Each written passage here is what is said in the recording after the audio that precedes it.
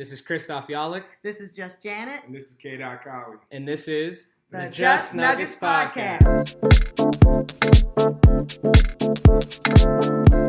All right, good afternoon and welcome to another episode of the Just Nuggets Podcast.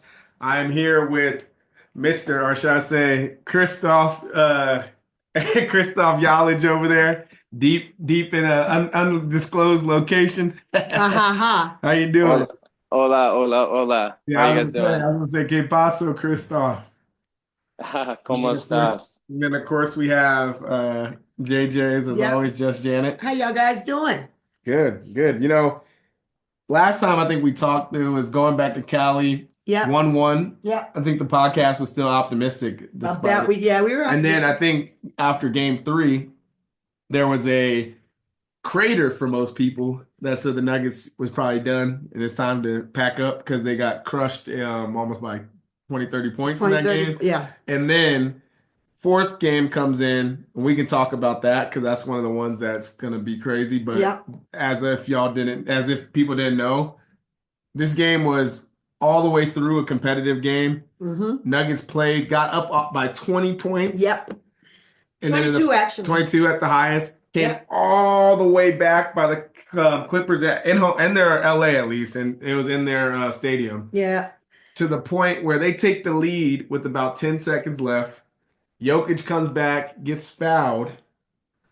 Jokic misses the first free throw. Second free throw goes as high as possibly it could. Comes right back into the rim. Tied at 98. Mm-hmm. They go down. And they must have missed. Jokic comes back, hits this man Zubac with all the moves. Gets it up by 2. So now the Nuggets are up 100-98. They come back. Big Zoo gets a tip in. And then, Christoph, how does this game end? Well, it ended probably one of the craziest, no hyperbole, one of the craziest endings in the history of the playoffs.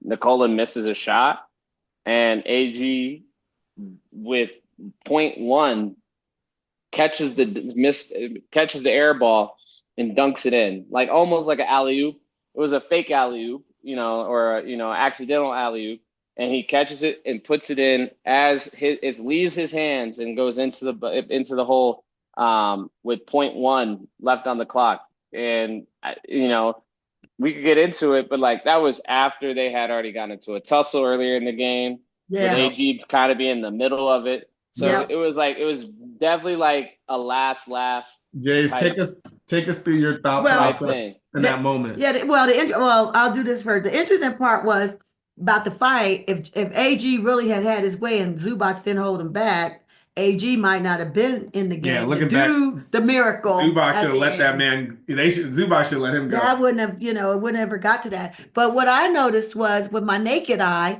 it clearly looked like. Maybe it was just we were watching a good angle or something. It looked like he got it in the. He dunked it. He, being AG, dunked it, and it was going to count because we saw the light go off after the ball was coming through the hoop, or it had come through the hoop. But it took a while because they had these granular videos that, was his fingertips off of it, because this is, it turned out to be the first ever dunk to end a game in a playoff series, if, that mattered like this. And so in NBA history, so it mattered, and they got it right. They got the call right, but some people will still say it's not. But how I felt was unbelievable.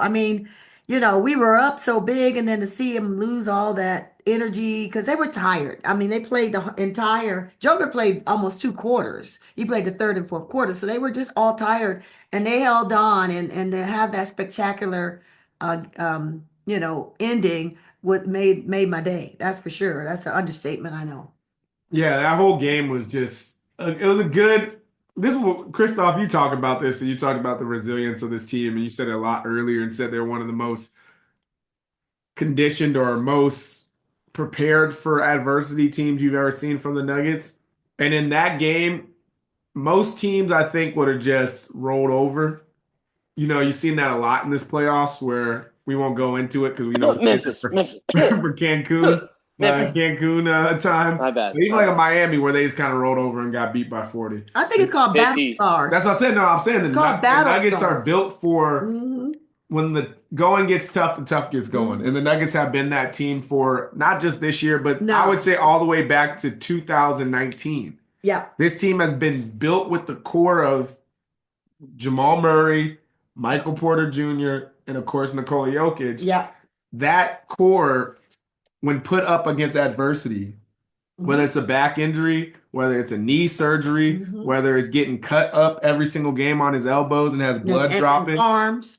they have a way of playing through tough times and not falling to the moment. And over the last couple of years, we learned how to close the game out. Yeah. We're not scared. We don't get flustered. We just expect to win now because we've done it so many times. Yeah. And so, and we, the fans feel that way too. Like if we got any time on the clock, we're going to do something at the end of a game. And then you add AG and Christian Brown to that with a Russell Westbrook, which we can talk a little bit about Game 5 too, and his impact. You just have a team that has a high mental fortitude. They're not willing to quit easy. No.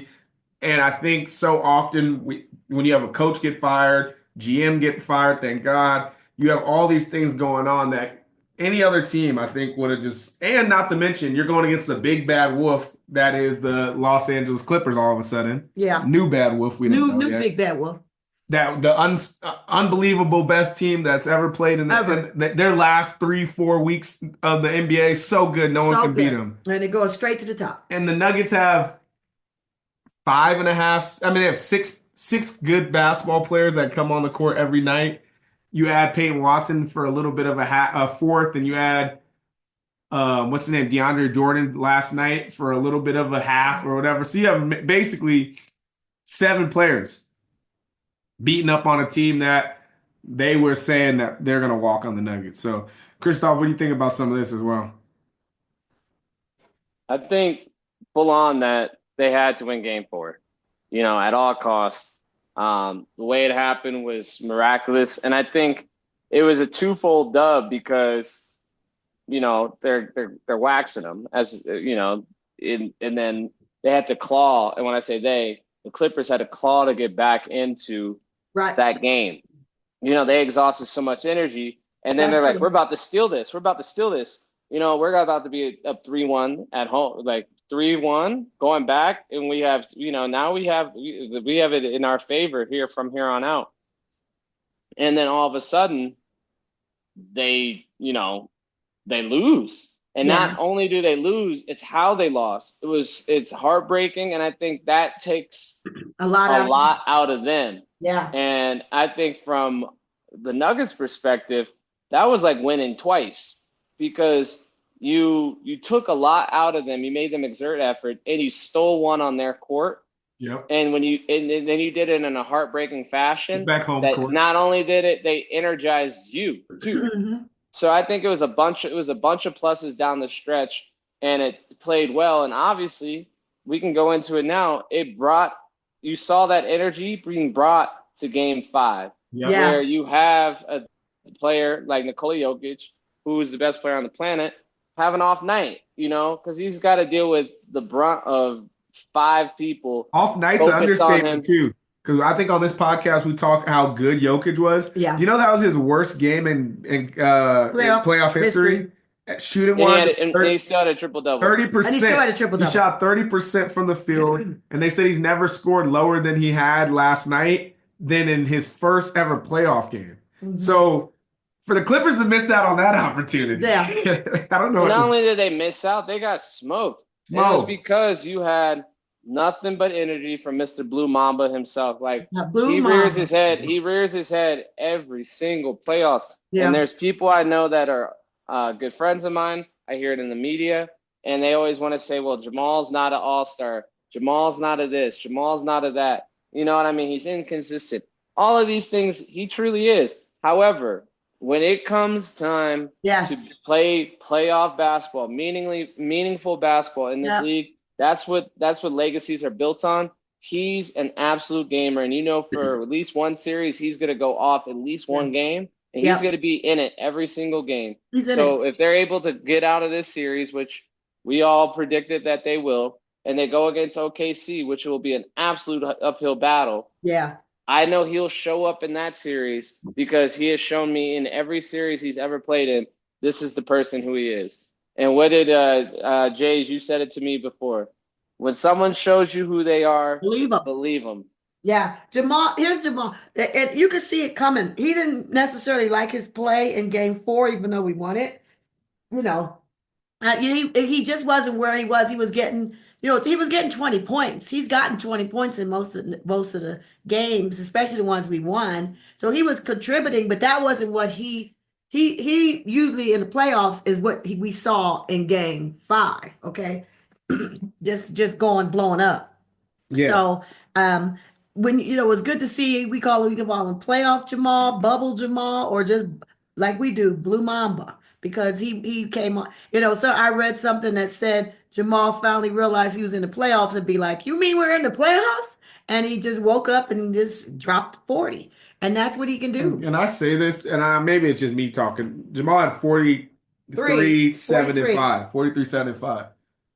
Dude, was that the most efficient 43 and 5 you ever seen from He only Jamal? got one free throw. I feel like a lot of times when Jamal goes for his 40 plus points, it's like it comes in a flurry where he just hits them. This was just first shot in, next shot. It was I don't know if it felt like it for him. And I think he kind of said it in his post game interview when he's talking about how he wasn't even thinking about the game. He was hanging out with his daughter and all that. But it just seemed easy to him last night. No, I heard the question be asked, was this his best playoff game since the bubble? What do you guys think? No, his best basketball game to me of all time was the when him and Jokic both had the triple double in the finals. That one too, plus when the one where he did the Lakers, or the other one when he was going up with Donovan Mitchell. And they got Donovan. I said since the bubble. That is the bubble. I'd say the two ones I'd say for sure are better. Is the when him and Jokic both had triple doubles in the one, and then it was game 2. I think it was game 2 against the Lakers, and they came back, and he was the one where he looks at the guy, points at him, says "bang." You know that one. This was our championship run. Yeah, I think it was. I forget which one it was. No. I'm with you, Kyle.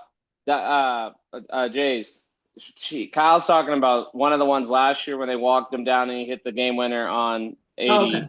Not that one. No. That's not the one you're talking about. I'm talking about the playoff run. They were playing the Lakers. Remember when LeBron did that dunk and he threw it and he went out of bounds? And then the Nuggets got on a crazy run and Jamal. Oh, yeah. That's the game I'm talking about. Okay, I'll give you that one. I would raise you the one I just mentioned when they came back in game 2 and he hit the buzzer beater on Anthony Davis. Yeah, that was Jamal made it. Jamal made it. But his best, to your point, his best playoff game was, I think, game 3. Whatever when he got a triple double in Miami, that was game 3. Yeah. Game 3 in Miami, that was probably his best playoff game. I mean, not in the bubble, but like that was, and that's the one that's funny because people were like, oh, I don't know, this is his best one. Like game 4 last night or game 5 last night, when they were saying, oh, yeah, that was his best one. I'm like, you guys forgot that this man is like in the company of like Magic Johnson, like the most assist in his first 5 playoff games, finals games. Like that dude, Jamal, had a fantastic NBA Finals. I think people sleep or just kind of forget that. Sure. I think the reason why people are talking about last night's game for him is because it was like those old school basketball games where you see Jordan, where you just look at his stats, you're like, dang, he got 40 plus points. And it's like no one could stop him. Like Jamal could really do whatever he wanted to last night. And quite frankly, when we were watching game 4, you saw moments where Jamal could have just shot the ball and he was like just dribbling or passive aggressive or whatever. Right. Everything, I mean, not passive aggressive, but passive in general. In game 5, all those moments he took advantage of, and that's where he saw 43 come from. He just had all the space out there. What impressed me about Jamal, he's the kind of kid that if he sees that first one go down, and Malone said this often, he after some of these games, he said, one thing about Jamal that's consistent, a lot of things may not be, but this is, when he sees that ball goes down, and if he sees it goes down early, he has a great game from there. We saw he came out on fire and stayed on fire for 4 quarters. So he had all that pinned up in him. And I'm glad it was on a night when Joker wasn't, his Joker self. Well, Joker had just been his Joker self the game 4. He put one of his best games. Yeah, he put up one of his best games in game 4. Yeah, that was interesting. Yeah. So, it's interesting that people forgot that Joker's, they're saying the man got a triple double. It was a 13 whatever triple-double, but he did get one. So that means he was doing everything in the game. And if you have a teammate going off like Jamal was, and can we talk about MPJ? I call him one-arm bandit because he looked better with one arm not being at its best in 2 games now than he has coming up to it. I mean, what do you guys think? I think I'm glad you brought him up because I think that we have to give him his flowers because I'm sure everybody, a lot of people in Nuggets Nation have been really tough on Michael Porter. And rightfully so. I mean, like, it's not like he should get no blame because he's our third best scorer. We need him, So I think a lot of it's coming from like we need you to be great. But yeah, he's shown through this last couple games how tough he is and how he's always, when the going gets tough, and like we said, another one of those people, get going. I heard after our loss, and we all on this podcast said that he is the X factor that we need. Yeah. So I think after our loss in game 3, back when it was the first night of the Clippers at home, and we lost by 30-something points, I think he went around to all of his teammates and said, "I'm sorry," because he had that blub up at the end of that game where Nuggets could have been done. We could have had something going on, and he rolled off his foot. It went out of bounds, and he was just apologetic about it.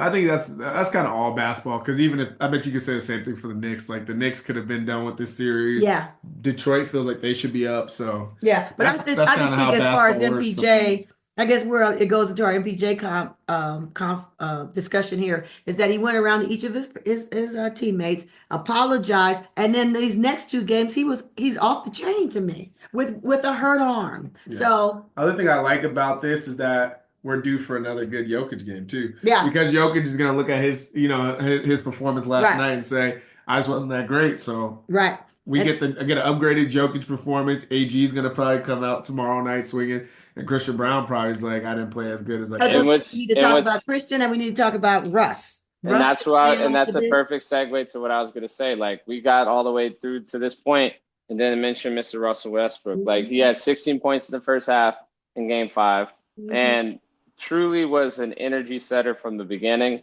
And I don't think the Clippers, they made that run towards the end of the game, early fourth, and they got it down to 20 or got it down to 10. I think that was the closest they got, but like it was pretty much it was B to A, as they would say, from the majority of that game. You know what I mean? And Russell Westbrook was key to that. And I think moving forward, especially looking at game 6, I say it every year, so I'll continue to say it. The hardest thing to do in the NBA is to end somebody's season. Yes, I know we'll get into it in non-Nuggets. There are people whose season's already been ended, and they made it look pretty easy to end their season. However, I still stand by it. Like if you're truly in it, and this is a 4-5, like they're not gonna want to lose their last home game of the season at home. They're not gonna want that to happen. They're gonna fight tooth and nail. You're gonna get their best performance. Norman Powell's gonna have a great game. Kawhi Leonard's gonna have a great game. I'm gonna maybe say James Harden, maybe positive. I don't know. We'll see. But James Harden has like 20. I've seen this stat on a TV show. He has like 26 games where he scored less. He's had more turnovers in a playoff game than he's had field goals made. I'm trying to think this. I don't know. Maybe it's just my feelings. I'm in my feelings, but I think I mentioned somewhere along this last couple pods we put out that James Harden has trouble in the playoffs. You guys go, no, not really. He doesn't. I mean, overall, he probably doesn't, but he just feels like there's some letdown days or games that he just I was nagging because I did not want him to go off on us, but yes, in general, he just and so. A couple things. I'm gonna say this about Kawhi, and I'm gonna say this about Harden. You can count on him to have at least one bad. It's like what happened to him? Where is he at? That was yesterday, the last game. Now, hopefully, is this one coming up as well. He's not he's not like on. But if he listens to enough people out there talking about him, maybe he'll get up for that game. When the pressure gets going, he starts to crumble. Well, we'll see. And then Kawhi, I'm telling you, when he comes to Denver, this altitude really does drain him a little bit. Now, he could go off. Don't get me wrong. I was just going to say, then he had 39 points and didn't miss a game. But that was game 2. And that was in Denver. Game 2. And it was in Denver. We're going to be in game 6. Yeah, this is a long series. I don't know. I won't say that Kawhi doesn't have good games in Denver. I agree with you on that. I don't know if I back that one. I think he just had a. I didn't think he didn't have a good game 5, but it doesn't mean Looked that like he he's was not good sucking in air Denver. yesterday. I think I think that this. whole month. I'm telling you, I honestly think that winning Game 4 the way they won took a lot out of the Clippers. We'll see if Dot and I were talking about this off pod earlier today. The Nuggets have been in this position last year against Minnesota, in 2019 versus Portland, and they had won Game 5. They were up to 3-2, going on the road, and they had Game 7 at home. In both those instances, they lost pretty handedly both times in Game 6, and then they come back home to Game 7 and they lost. So the Nuggets this is deja vu, unless we want to change it and we want to be like how it was against Phoenix. When was that? What year was that Portland game? What year was that? 2019. Okay, that was before we had our championship. What about last year? But last year happened. We were tired. We talked about this on all the pods. Go check but them. But they could be tired this year. And that would be same way happened. We're not gonna go Lakers yet, but same way happened to the Lakers the other day. When you play your studs for a whole time with no rest. We do play our studs. Jays. All Dot and I the only point we're making is they need to come out and play Game 6 how they played it against the Suns that one year, when the same scenario happened. They were 2-2. They went up 3-2, and they were going back on the road to Phoenix, and they smacked Phoenix around. Yes, Phoenix laid an egg that night, but you guys came out with enough to make them lay an egg. That's what they need to do in LA, and just put the Clippers behind the 8 ball from the jump and make them have to claw it back, where they're exhausting all this energy to get back into a game that they were down by 25. And even if they get it down to 5, and we have a big bucket from MPJ, have a big bucket from AG, have a big bucket from Yoke, have a big bucket from Maul, someone, or CB even, someone on that starting 5, someone on the bench just puts them down, and they go on to Cancun with ease. You know what I mean? But they need to come out with high energy and allow themselves, and know that they've been in this position before, and it turned out the wrong way. I get it, but you know every year and every season and every game is not the same, and I get why you're talking about this. But do you honestly believe that this feels like they are not going to go out there and close the door on the Clippers in Game 6? I mean, everything that I have seen so far with the Nuggets is building. It's almost like the first quarter or two of Game 1 in this series looks like they forgot that they were even in the playoffs. They were still playing like they were in the normal regular season. Then they got it together and won that game by the hair on the chin. I get it, but we won it. And then Game 2, the Clippers, who was everybody said was going to win this. You asked 5, NBA, media people, they think it was going to be Clippers all the way, right? And they win that. So I get that. Then we won one. And so we go to them, they win the first one. But we're the first people in this series to win back-to-back games. First time. Okay. So do you honestly think that this feels like last year with Minnesota, or that the Portland game you're talking about? That's not what we're saying. What we're saying is they've been in this position before, and they've allowed a 3-2 lead to slip from their grasp. So what they need to go do is go on the road at Game 6 and come out with energy and punch them in the mouth. That's all we're saying. We're not saying that this team feels the same or they could do the same thing, because guess what? They could be tired. You said that. The reason they blew the lead in Game 4 was because they were tired. Whatever it is. I get the impression that's I just get the impression that they know. Looking at Game 6, they need to come out and hit them in the mouth and play with high energy, be aggressive, hit your open looks, and play great defense. That's what they need to do, and they will win in Game 6. And I don't want to guarantee it, but I feel pretty good about it. Well, I'll say this, like, to me, when you guys are talking kind of about this Game 6 and all that, and last year and other years, I think this is more. I think what Christoph is saying, kind of what me and him were talking about earlier, is that we gotta make sure we learn from those. Those can't just be something that's like, oh well, it feels different, or it's not, because it's the same premise. You're up 3-2 against a team that is gonna be at their own house it's the exact same premise. Mm-hmm. We're in their stadium. Yeah. They could literally be like the Suns and be like, all right, well, we're done. Sometimes the Suns kind of walked off into the sunset. They got beat by 40 points. While the Timberwolves came back and they beat us by 40 points. So the Nuggets have to come into this game as this is the toughest game they're going to win. Because game sevens have always been unpredictable. That's what we're saying. No, game sevens. Yeah. Game sevens are always unpredictable. So you have to go come into game 6 like, hey, to the great Giannis, and we'll maybe talk about him a little bit later on this podcast, you got to not play with your food. Nuggets are up 3-2. You can't play with your food, period. Yeah. Yeah. No, I just feel like it's kind of different. I mean, I hear you guys, but I just feel like I just sense that these last couple games, they got it together. I mean, the fact that Jamal finally got focused enough to, be playoff Jamal, the fact that Joker could get a little rest yesterday and not have to play. I think they all played like in the 30s, whereas they were playing 40 minutes. And that's because, we were short of talking about it. Russell Westbrook had 16 points early. He just came out on fire, hitting his threes. I'd say I think maybe you guys want to agree, but I feel like I overestimated the Clippers' depth. Oh, well. Coming into the series, I thought they had a little bit more depth, and what I'm finding out is that really Bogdan is kind of like their last line of defense off that bench, and then everybody else is. The Nuggets play them straight up. Like we have better players at each position outside of. They have Kawhi, so he's better than Michael Porter.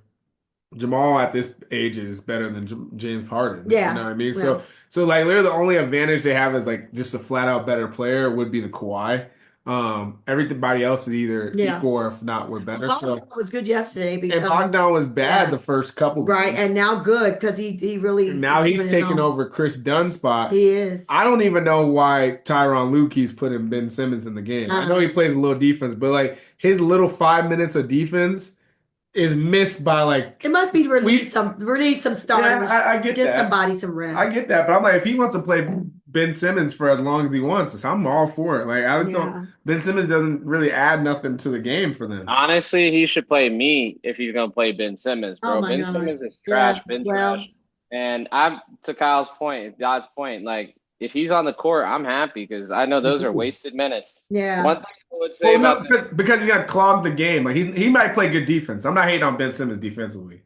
I will. I think he's just not that good. I think I wanted to make a point about defense or about coaching though, and I think Adelman's doing a good job. But I think also what you're seeing is what you said, Jay, is about them rounding into form. This team is. I think this team is they have such a good culture over the years and chemistry over the years of being together, having won a championship together, having gone through the highs and the lows of this league together. Yes. I think they hold each other accountable, and the tweaks here and there. I gotta give Adelman credit where his credit is due, but I think Jokic being vocal. I think AG being vocal. I think everybody like they're playing for one another. They are, and they all know what they're seeing. They have a high collective basketball IQ, and you see that on full display. It's like, hey, we're doing this, this, and this.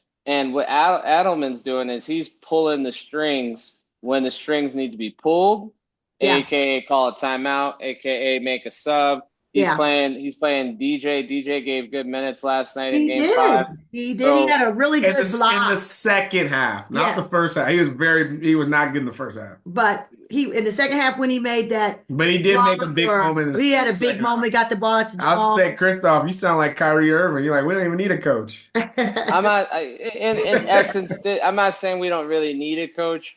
I'm saying that this team is good enough without that type of coach. Yeah. And I'm not saying this is going to work for all 82, but it might work for a series or 3. 20 games. I might think it works for a series of 3 because everyone's locked in. Everybody knows the task at hand. Yeah, they've been 82 of them, it's like a course of a season, and coaching matters at that point. And I think coaching matters in the playoffs paramount because you got to make adjustments. Things are changing on the fly game to game. Timeouts. So how you're stacking the lineups, who's getting minutes. So yes, I'm not saying it's I'm just saying the for most teams, you would see what happened with Memphis. See example of Memphis. But this team, I think, is a little bit different in that nature. That's all. Well, here's what I'm gonna tell you. We were like, at early on our first intro to previewing these playoffs, we thought we'd have a rotation that was deeper, like down around 8 or 9. Nope. Fast forward to game 6 of the first round. It's a 7-man rotation. But it's a 7-man rotation. No, that's not true. If you think about it, yes, but in a different way. Okay. This is why I said he's playing someone different each night on the court. The first 2 times Pickett played. Pickett won't see very much. I'm just saying. Anymore. First 2 games Pickett played. Third game Kankar played. Fourth game DeAndre. He's trying. He's to that point about the bench, using the bench. He is trying to figure out who that next person is. It just hasn't really helped that. Well, it's DJ.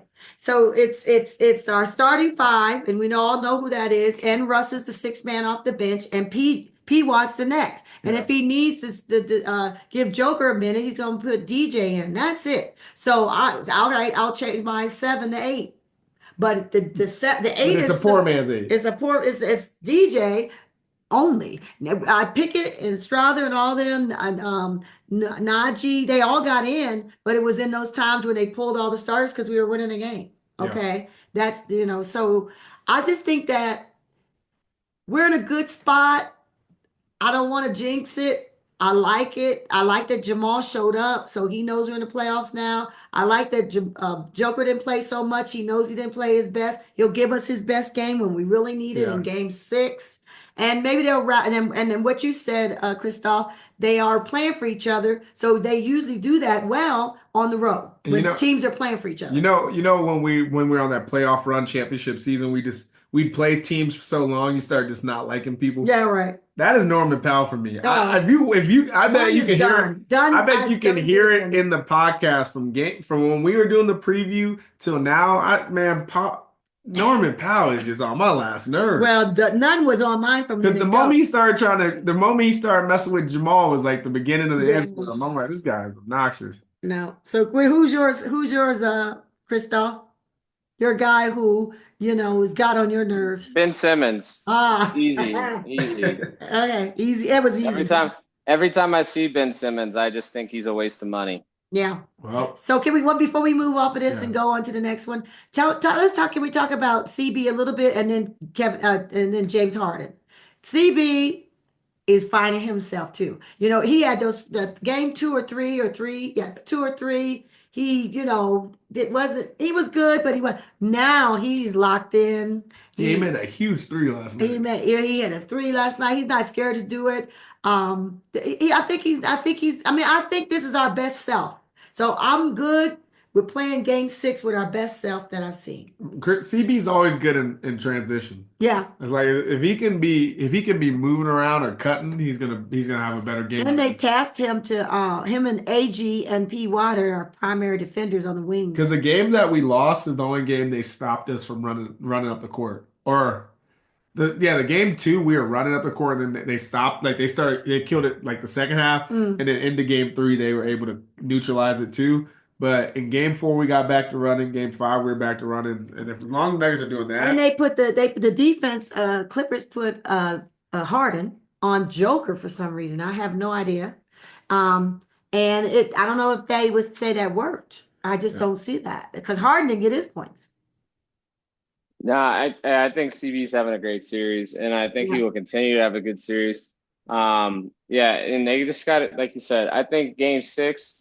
Looking at game 6 now, the Nuggets having in game 4 being up by 20, I think they know how to control pace in that building, and I don't think they also know they can win in that building. I think they've shown that they can go on the road and win games, so I think they'll do it. It's hard to beat a team 3 times straight. It is, and it's hard to end somebody's season. Yeah, and that's what we got. That's what they're up against right now. I would say we all on this podcast said Nuggets in 6, so we said hoping that we finish. We hope we finish what we said. So let's go to not Nuggets, and we can kind of. I don't know. Christoph, about you, but are you in for some some Coronas in Cancun? Hey, I'm pretty close to there now. So I think uh, Memphis. I'll start with them. I've been ragging on them. They had a tough season. Point blank period. They went from the 2 seed in early March to being the first team eliminated from the playoffs. Um, there's a lot of, I've heard Ja talking about how, it would have been different if he didn't get hurt because we figured them out. And I easier said than done. That team had won almost 70 games and they beat the mess out of them every single game. But to his point was they were up and winning when he got out the game, and that was a game that they blew 29-point lead. So that being said, I think he's saying it because he can say it. And welcome to Cancun. And then the Magic. No, wait, hold up. Before you go to Magic, I actually do agree with Jamal Murray. I don't think they would have won that series, but I honestly do think he figured them out a little bit. And then you could tell because even in game 2, they were right there too. And another reason I want to get on Memphis real quick before we switch is you can't talk about them without talking about Scottie Pippen Jr. and just his ascendance in this playoffs. He has been He was good. cooking. Yeah. So I just want to give him his flowers and tell him keep doing your thing, man. That was impressive to see him take over as a leader. But yeah, I think Ja was right. I think that series would have went to 6 if he stuck around. Still lost. So nice Cancun sit for them. Christoph, you can go into Orlando. The Magic. I'm just gonna take your point, Dot, because you're 1,000% spot on about them. They can play defense, but they cannot score. And if you need points and it's not going to Franz or Paulo, you're kind of screwed. You know what I mean? They have no one who could create off the dribble. They have KCP, but we all know that KCP is a very much so a spot catch and shoot guy. He's not gonna create a shot. He's not like Carmelo Anthony where give it to him. He's gonna jab step 3 times and get to his point where he could score. Like KCP, that's that. And same with Suggs. I don't think Suggs played this series, but like they just don't score enough. And when you play a team like Boston who's gonna chuck and duck, you got to keep up.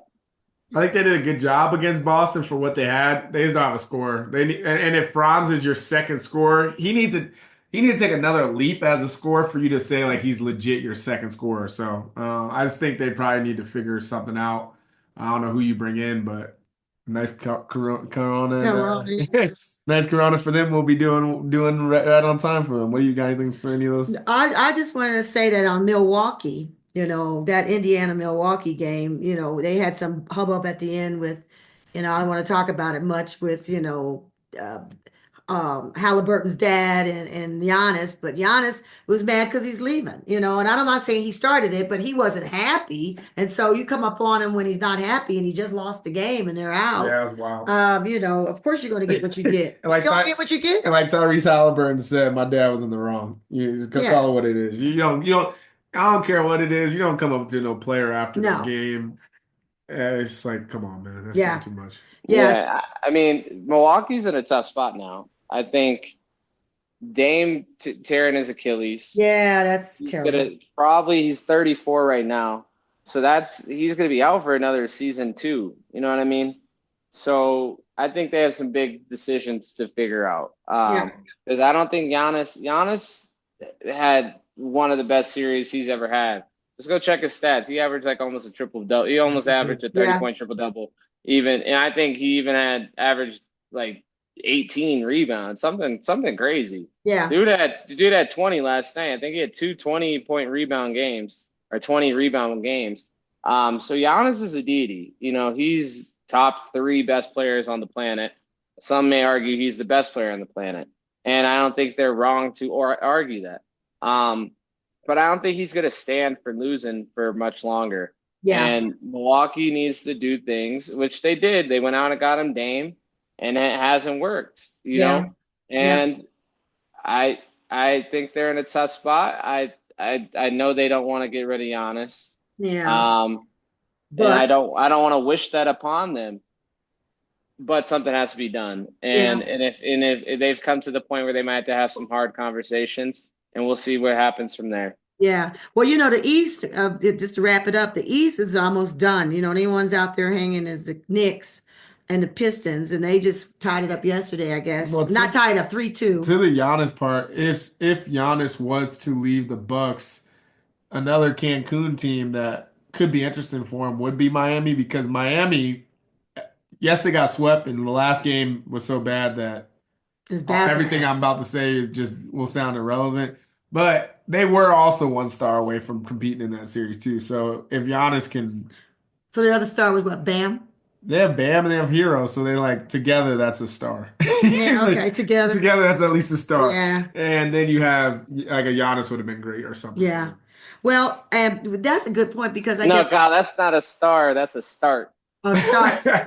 The interesting thing is I was thinking about it. Bam Olympian, give him a look. Yeah, he is. Bam is. I was thinking about that. We talked about this offline, but we might as well talk about it online. Is that, most teams that are winning have two superstars, and they may not win like Lakers and Luca or something like that, and Warriors, Draymond and Steph, but they do have two people they can go to, and thank God our number two stepped up yesterday, so now. We feel like we like everybody else, even though Jamal has never been to an All-Star game. Don't get me started. I'm on my soapbox every now and then. Well, to the having multiple stars, you see what happens when you don't have multiple stars, because you have somebody like a Detroit, yes, who finds himself down 3-2. I still think I said Knicks in 7. I'm still holding down to that. I think Detroit's gonna win the next game. I hope. I mean, I would love to see Detroit take it to 7. I love game 7s as long as the Nuggets aren't in them. right. So yeah, I think Cade has been a great star, but they don't have that second star. Yeah. So that's Well, what we're But gonna if you look at Detroit, they blew game 1. They were up, what was it? They were up 12 with like Oh yeah. 4 minutes to go. So they blew game 1 at the Garden. And then they had that ending, the controversial ending. What was that, game 3, game 4? When he was shooting the shot in the corner and clearly got fouled and they didn't call it. In real time, it was a foul. Like, that was an obvious call. So there's a world in which Detroit's up 3-2 in this series. You know what I mean? So I think Detroit is played excellent. I think the Knicks they are the ones that that's the one. If I'm Detroit, we win this series, perfect. If I'm Detroit, we lose this series, perfect, because the future's looking bright for us because we now have the bones of a good team. Now we can go sway and get a Tyler Hero. We can go get someone who then puts us over the edge and makes us a perennial playoff team. I think Detroit's stock is up, where the Knicks stock, they need to get a new coach. I think that's where they're at. I think they're it's a 3-2 exhausted all their ability. But if you look at back to Milwaukee, Milwaukee's in a tough spot because they don't even own their own first round pick until 2031. Yeah. So Wow. They might have to break it up because I don't know. Like I said, tough decisions need to be made. Miami, they are always in the sweepstakes to land Giannis. It's one of those places, one of those destination cities for NBA talent. So we'll see what happens there. And then I think that was to your point on that, that's a really good point on Giannis. Like now you're in a situation where moving Giannis, because Dame would have been the one maybe you could have moved. I don't know. But now you have to I don't want to say you have to. You never want to move a superstar. But to your point, they can't do anything they can't do anything to help the team get better either. You know what I'm saying? Like basically what you said was they're really screwed because it's like trade Giannis and build for the future where you get some picks back or whatever. Or don't trade Giannis and know that he's going to be a disgruntled superstar because he has no help, and you're not going to be able to give him help. That is a bad situation. Well, we know now, like I said, on the East, we got the Cavs moving on, Indies moving on, Indiana, and then the Celtics. So we're waiting on the Knicks. And on our side, we got a 3-2 Warriors game that just happened today. Mm-hmm. Now that Warriors 3, Rockets tied, got I have Warriors in 5, but then Jimmy Butler got hurt in game 2 that kind of let them get that one. So so we're past that because they're going to game 6. It's going to game 6, and then this Lakers Timberwolves game's on right now. Yeah, LeBron's doing what LeBron does, single-handedly trying to will them to win, and he may now. He got Luka. Well, yeah, but Minnesota's still hanging Minnesota's on. up 55-47. 47. But yeah, I don't know. I think Timberwolves got discounted. Us Nuggets fans, I don't think we discounted them. No. Honestly, quite frankly. Only thing I wish I did was on our preview and our predictions, just went what I already thought. I thought Timberwolves would win that series. But I was a little bit blinded by the fact that I thought Luka I was picked going to the be a little Lakers. better. I don't think that came out of my mouth, but we'll see. Yeah, they don't. Maybe, yeah. But if they don't play, the thing that you forget is that Luka. The thing about playoffs and what you kind of don't get in the regular season is that teams will just exploit a bad, a bad defender. If you're a bad defender, you're gonna get exploited. So that's it. But yeah, that was a hard foul on you, Luka. Yeah. Right there. So here's the thing. What I think if I had to pick, I think Warriors comes out against the Rockets too. because the Rockets don't know how to close a game out, perhaps, but Warriors certainly do. Nuggets will move forward, and Minnesota. Yeah, That's what I'm picking. and then to me, those are the four best teams in the West. So you get what you want. Yeah, okay, and we're not necessarily talking about OKC. They've already moved on. They are. We got to deal with them anyways. Yeah. Okay. All right, Christoph. Let's go to the 2 minutes remaining. 2 minutes remaining. 2 minutes remaining. Yeah. So as you know, they give out player awards. We're giving out our Nuggies awards this year. So we're just gonna go down the list, around the horn of MVP, Sixth Man of the Year. I guess rookie. I don't know. We're gonna do clutch, and then we have to do clutch and most improved player. So, without further ado, Christoph, MVP of the Nuggets goes to. Wait for it. Josh Kroenke for firing Calvin Booth. Wow. Interesting. I wasn't thinking about that. You want me to say it or you say it? Yeah, go ahead. We can say it together. Nikola Jokic. Okay, good to know. Jokic. You're our forever MVP on the Nuggets. Forever. How about Sixth Man of the Year? Once again, I'm going with Brody. I'm glad I've been a Brody fan since he came in the league. The fact he got to wear a Nuggets jersey this year, he's my favorite Sixth Man of the Year. Brody, I guess, is Russell Westbrook. Yep. Oh, okay. What about you? I mean, Russ. Hopefully, yeah. Even in the games this season, this postseason, he proved it last night with 16. He proved it last night, and when he was hurt, he missed a couple of those games, and we saw he was flat. I just read it every game that he's played in, and we won. And it's He not a mistake. He played the first one. He played the first one. No, the second one we lost. But there was a funny meme where they're like. But he only played for. He played half of that game. That's where he got hurt. He didn't play half. He played 9 minutes. That's where he got hurt. There's this meme where it was, I forget who it was, but it's like that Shannon Sharp meme when they're pointing. They're like, they said when Mike Malone told y'all that Russell Westbrook was better than Jaden Pickett off the bench. God. Anyways, speaking of improved. Yeah, most improved player. Who you got? CB. Yeah. And he came in fourth for real. I got Christian Brown. Yeah. Even though I guess I should give a head nod to Jalen Pickett because quite frankly, he did well. I'm gonna put this on the podcast. I didn't think he was an NBA player, but he's proceeded to be better than you think. Better than I thought. Yeah, I think this pod has to. I'll throw Jay's in there too. This pod has to eat crow on that one, and I'll say he's been the most improved because. CB, obviously, he took that step forward. We were always curious how he would matter to the NBA playing all 82 games. And what I'm saying is we all knew he had to take a step forward to fill that KCP role on the best starting five in basketball. Yeah. And I think he did in his own way, and he's been hooping. So I think that's solidified. I think Jaden Pickett showed that he can be a player in this league. Yes. And he could be a good rotational piece. And if he plays in game 6, I'm sure he'll give him quality minutes, and I won't be upset or scared that he's in the game. And that's such a change from where I felt about him 365 days ago today. Yeah. And so kudos to him, and I apologize. I don't normally apologize or eat crow like this on the pod, but I know one person I won't be apologizing to. On that too. Well, you can see him coming along. I mean, He has skills, yeah. Luka just went out of the game. They fouled the mess out of him too. Oh my. Okay. The best on Luka. As far as defensive player of the year, I think this one might be. Maybe we don't have the same answers on this. So I'll start off with Christoph. You want me to start? Yeah, go ahead. AG he was hurt there for a little bit, but AG he has the hardest Yeah, he does. matchups every night. Like, you know, That's great. it's just because he could guard anybody in the league.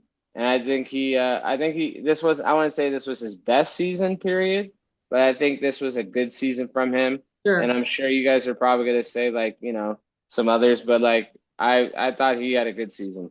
I think I agree with you on AG, and that's my guy, and my pick. But I say CB gets an honorable mention, and P. Watt gets an honorable mention for the Who times. you giving it to? It seems like AG. You're going AG? Yes. Okay. But I'm giving an honorable mention to CB for sure and P. Watt. So this is the thing.